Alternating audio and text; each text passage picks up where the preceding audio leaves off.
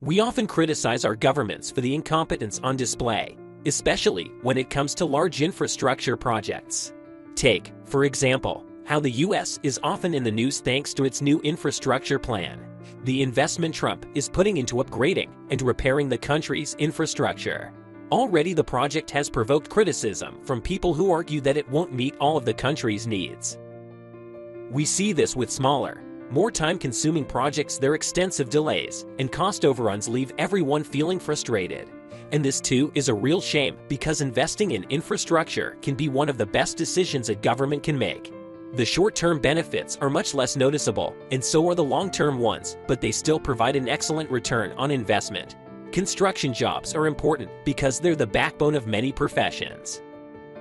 But if things like bridges, roads, and buildings don't get built, there's going to be a shortage of these construction-related jobs.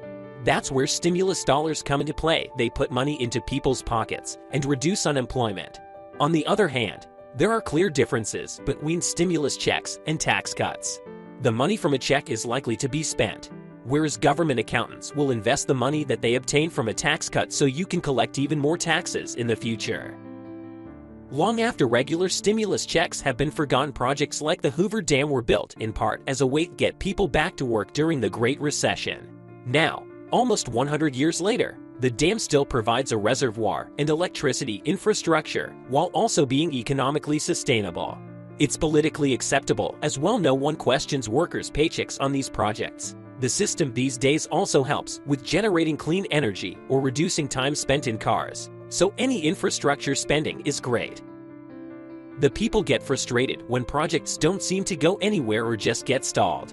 That frustration often leads us to look to places like China, where infrastructure projects just seem to work, and the lack of political gridlock makes everything much simpler. American infrastructure is in need of some attention, and this is not an opinion, it's a factual statement. China, on the other hand, is building projects we can only dream about. It built an entire hospital in 10 days.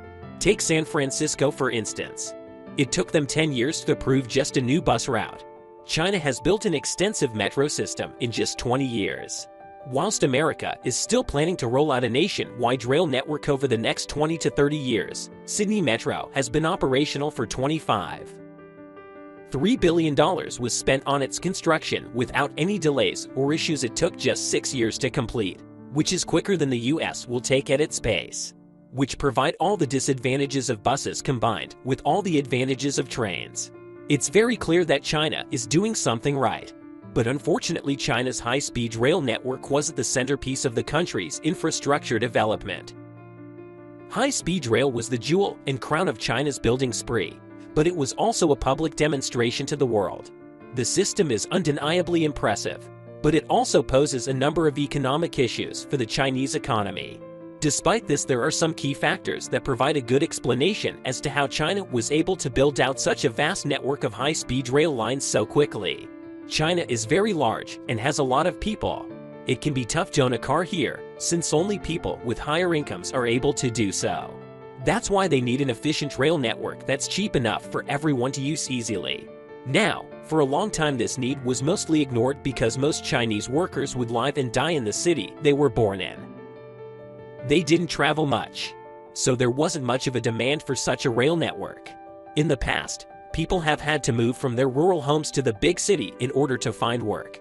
As more and more people migrate away from rural areas, there is an increasing need for reliable labor in industrial cities.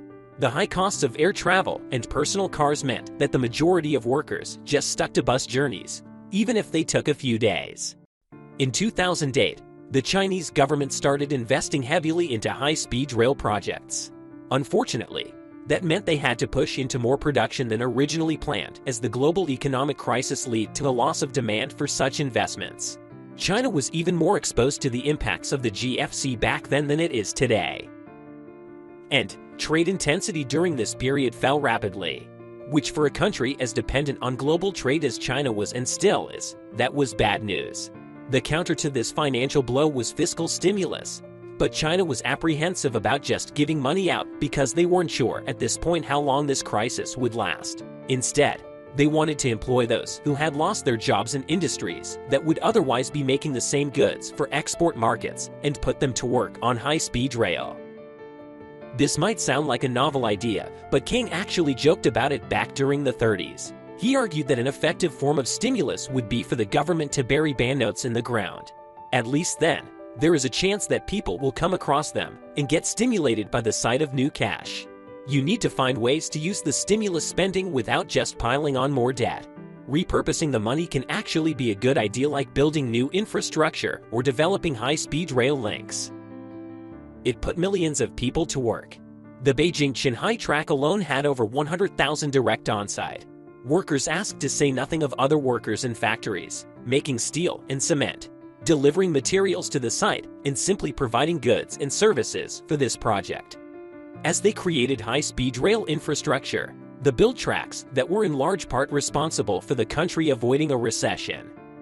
So clever and mission accomplished. China managed to avoid recessions during this time, and they got a high-speed rail network out of it. It made it easier for people to come and go, improving living standards and increasing the capacity of industry. Problems with the project seemed to start from its inception, with corruption marring it. As you might expect with many projects that take place in China, this is a common issue across the board. But this one was particularly bad. The scandals were bound to be bigger and more bold, which became problematic for the government. They needed to rally around a new project, but its success was constantly overshadowed by corruption allegations. Management failures, inexperience, and miscommunication led to the major train accident in 2011. These same factors were in fact exacerbated by the fact that the trains were speeding at 120 kilometers per hour on a section of elevated track. If you enjoyed today's video and would like to see similar videos, click on this video to the right. Or maybe this video to the left might be more interesting to you. Hope to see you all in the next video. Take care, and remember, stay informed, stay prepared, take care.